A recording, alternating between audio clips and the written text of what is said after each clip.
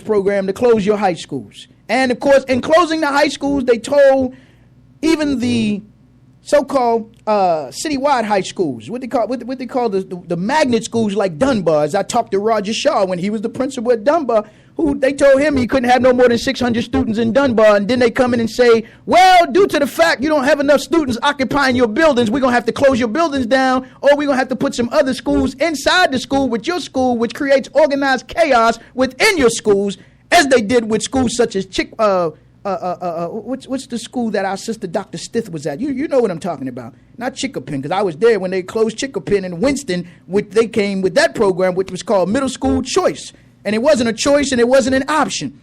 It wasn't a choice and it wasn't an option. They came in not like Jim Crow, but Jane Crow and Sis Crow and Bro Crow and told you that they were going to shut your schools and it wasn't a damn thing you was going to do about it. And on the stage steps in Tisha Edwards to do that. She became the munchkin. She became the little conduit. She became like that little character on BET, See the Girl and See the World. She became like little See the Girl and See the World to do Andre Alonso's dirty work for her. She was a principal who they were going to fire at the school that was in Cherry Hill that was occupying Arnett Brown at that time. I believe it's called New Era or Baltimore Freedom Academy. They were going to fire her there. She needed a job, so they took her to North Avenue and made her Andre Alonso special assistant. So she co-signed for Andre Alonso. Then they brought in Michael Sarbanes over there at North Avenue, giving him an affirmative action position of a black woman who had the position, got rid of her position to bring in Michael Sarbanes of the Sarbanes family.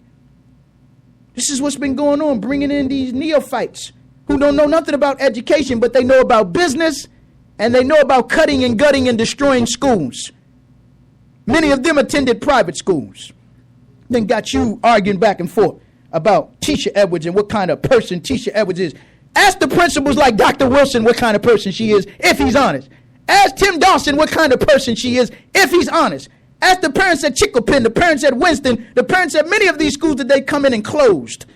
I know some of you say she helped to kind of consolidate what goes on at North Avenue because it's top heavy. Yeah, that's true. But what does she do in the schools? That's the question we got to ask. She came in and punked down many of the principals, punked down many of the counselors, punked down many of the teachers, and told them either you're going back in the classroom or either you're going to take a reduced salary or you up out of here. That's what she did to many of them. She punked them. And then Barney Wilson didn't even want to talk about it. He was the principal at Poly. He didn't want to talk about it. Tim Dawson, they tell me, out at Carroll County somewhere. But take that and multiply it over this city of qualified principals and qualified teachers that they've gotten rid of. Then they tell you that she's not qualified in this article, Tisha Edwards, as Alonso wasn't qualified. So now they've destroyed many of your middle schools, and now they're working on down to your elementary schools, and he's leaving. But again, as I said before, that June the 30th couldn't come too soon for me. And many of these who co-signed for Andre Alonso.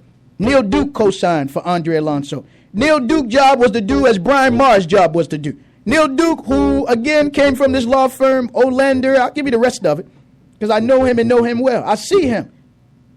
But Neil Duke was the chairman after Brian Maher's, of course, left. And Neil Duke, who used to host the NAACP radio show over at Morgan State University. He did a book report every Saturday morning. He would come on and just read a book report, man. That was pretty much all Neil Duke would do. He would come on and read a book report, no more, no less. Don't worry, I'm coming to the line shortly. Got a little bit more I'm going to give you, then I'm coming to the line. So now Neil Duke's job was to make Alonso look good. The Neil Duke job was to make Alonso and have Alonso's back.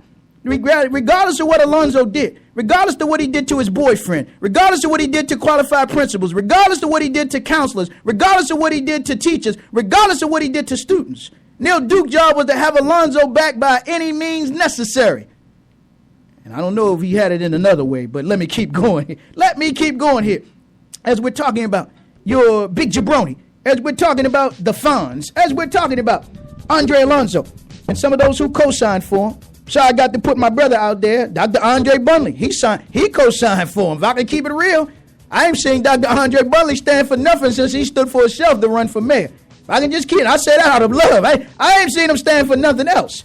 Kevin Brooks co-signed for him down there at that, what was that called? The Success Academy, which was the one-stop drop prison pipeline or school of prison pipeline down there. That was the last stop they was using on them young brothers, them young sisters. You know, if you step out of line here, you're going over juvenile jail. You step out of here, you're going to baby booking. So they were using that as a crutch over top of those young brothers and sisters, as opposed to dealing with all of the real issues that them young brothers and young sisters had to go through. And, of course, we know Andre Alonso never cleaned the lead out of the Baltimore City public school system.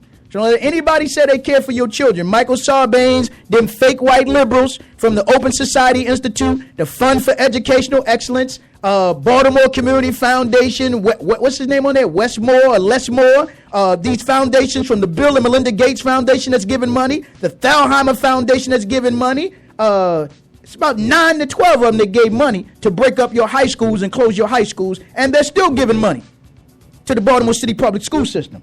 But they all co-sign for Andre Alonso, and they'll do the same thing.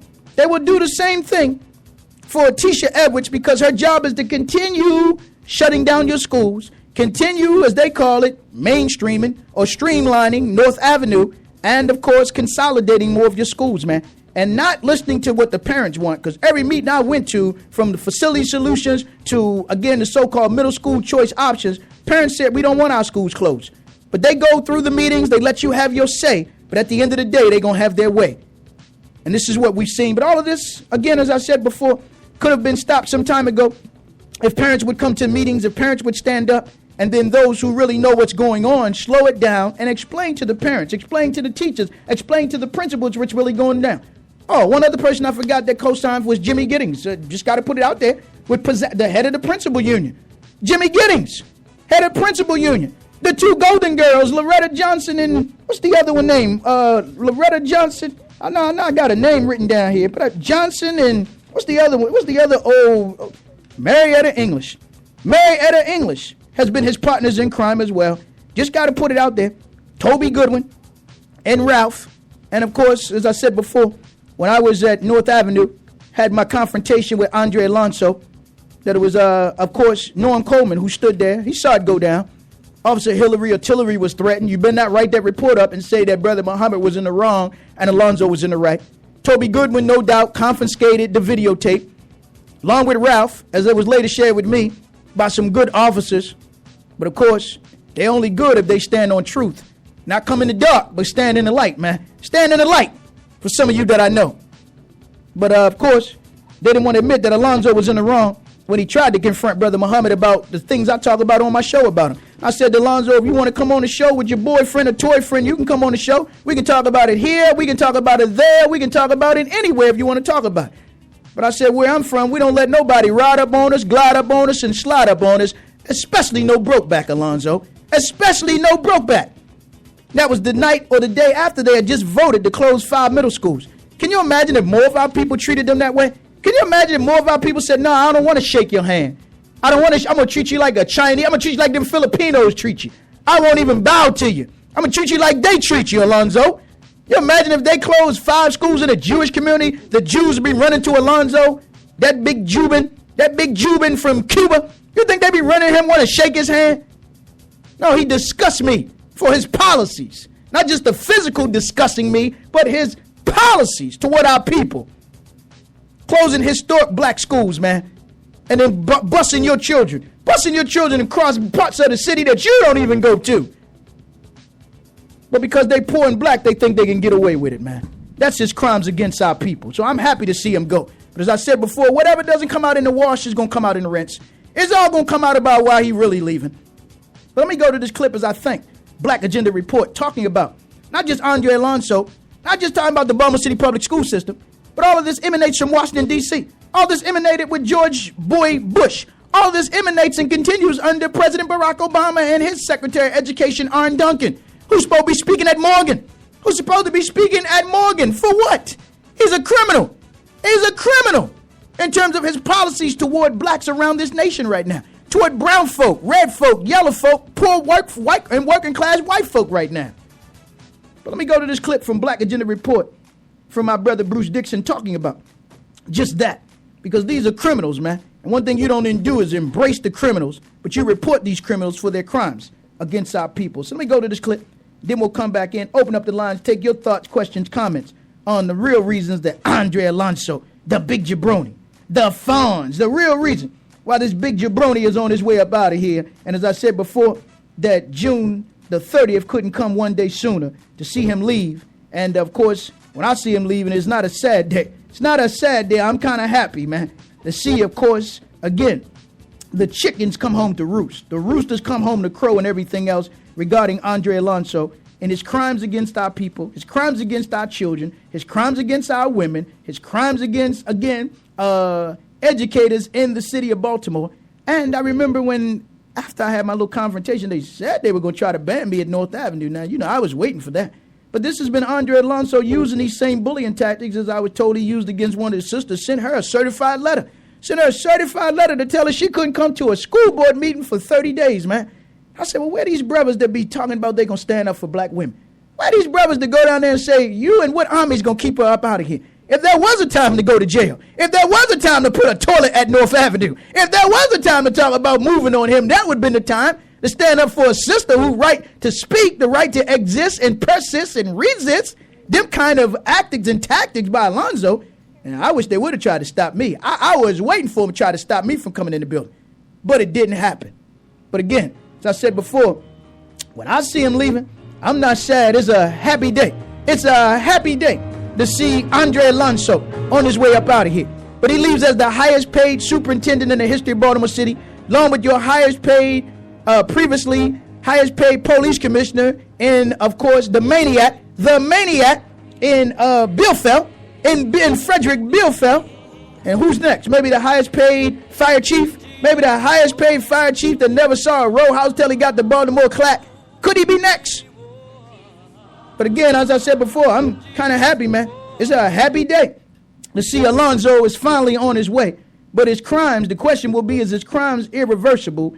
And as I said before, we need good leadership, black, brown, red, yellow, and white. And if I had my choice, I'd be talking about recruiting the former Montgomery County Superintendent, Dr. Weiss, I believe is his name. Dr. Weiss, who said that Montgomery County schools would be #1 without the race to the top money. Go check the record. He didn't want the race to the top money because he knew it was a race to the bottom money, and it came with strings attached.